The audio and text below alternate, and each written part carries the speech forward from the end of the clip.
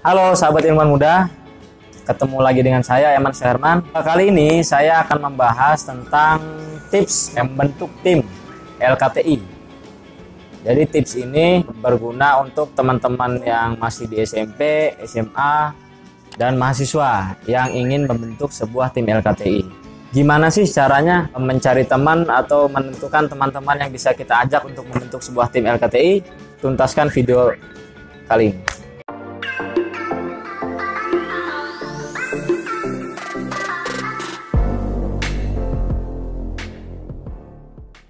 Oke, yang pertama kita memilih teman atau menentukan teman yang benar-benar ingin membentuk tim LKTI.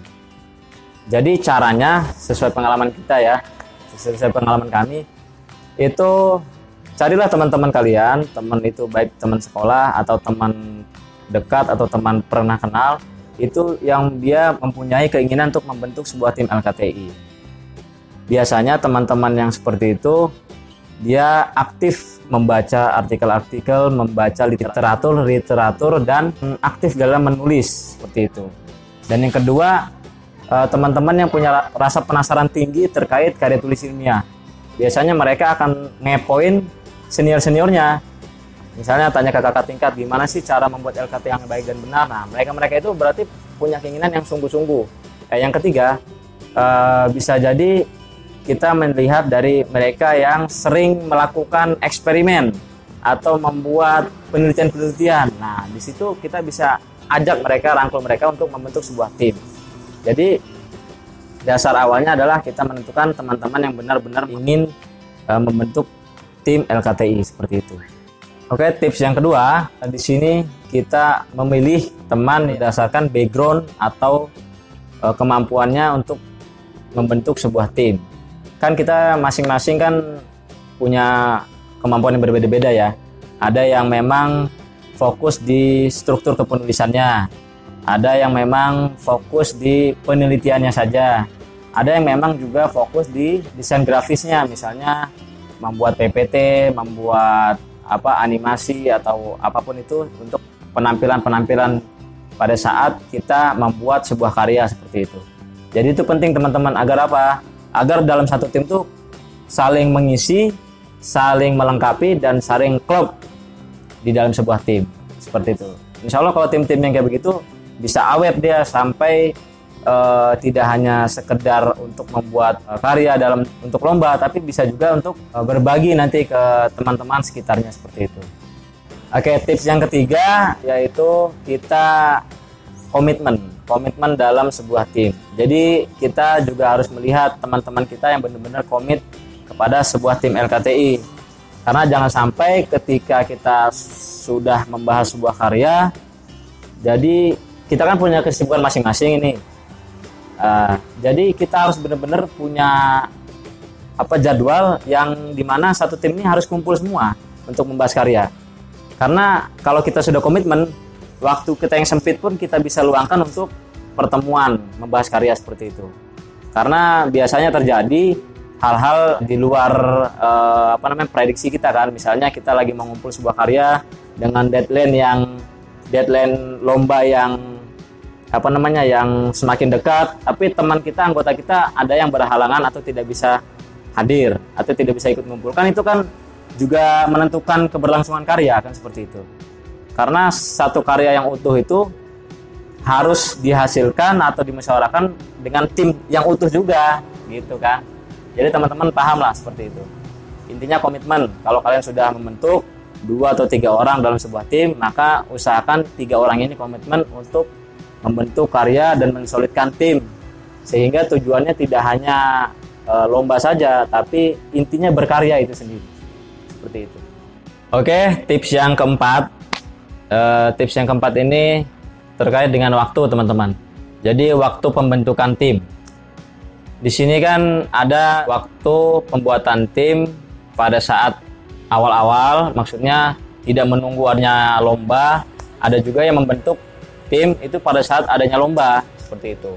Kalau membuat tim pada saat awal-awal, itu biasanya membentuk tim yang kita ambil dari teman-teman dekat, misalnya teman-teman yang sekelas atau yang memang teman-teman jalan, teman-teman dekat gitulah.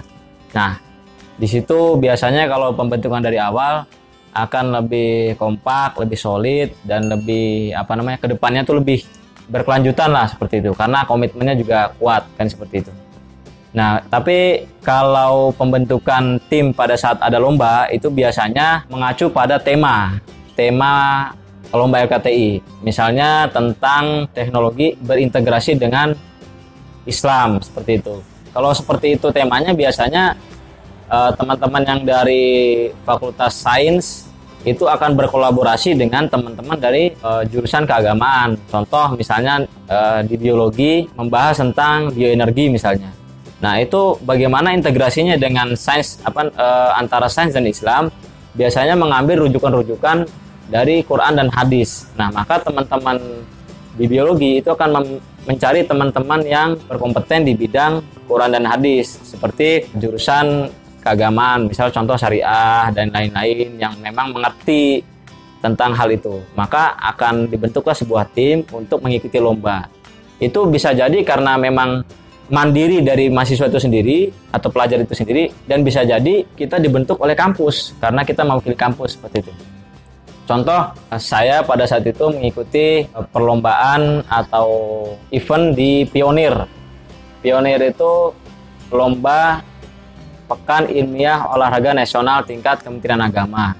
Nah, di situ cabang LKTI yang saya ikuti harus berintegrasi dengan Quran dan hadis. Nah, maka saya di jurusan biologi menggandeng atau mengajak teman dari jurusan keagamaan untuk menjadi satu tim dengan saya untuk kita sama-sama membahas karya ini dari sudut pandang keagamaan seperti apa. Maka akan terintegrasi sehingga karya itu bisa dilihat dari sudut pandang sains dan juga bisa diterima dari sudut pandang keagamaan. Dan itu akan saling menguatkan dan saling menyempurnakan untuk membentuk sebuah karya seperti itu, teman-teman.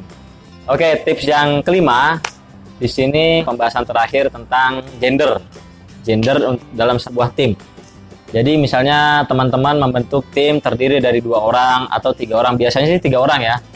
Nah, itu kalau bisa dikolaborasikan antara cewek dan cowok, karena biasanya kalau monoton cewek saja mungkin secara pemikiran, secara sudut pandang itu berbeda. Dan kalau cowok saja biasanya juga terlalu monoton, maka mungkin kurang semangat seperti itu. Nah, maka di sini usahakan kalau bisa dalam satu tim itu ada kolaborasi antara cewek dan cowoknya gitu. Misalnya dalam satu tim 2 cowok 1 cewek, atau 2 cewek 1 cowok, atau yang lainnya. Nah, pokoknya berkolaborasi. Karena kan antara pemikiran cewek dan cowok itu biasanya punya perbedaan pandangan, sudut pandang, walaupun dengan satu tema yang sama seperti itu.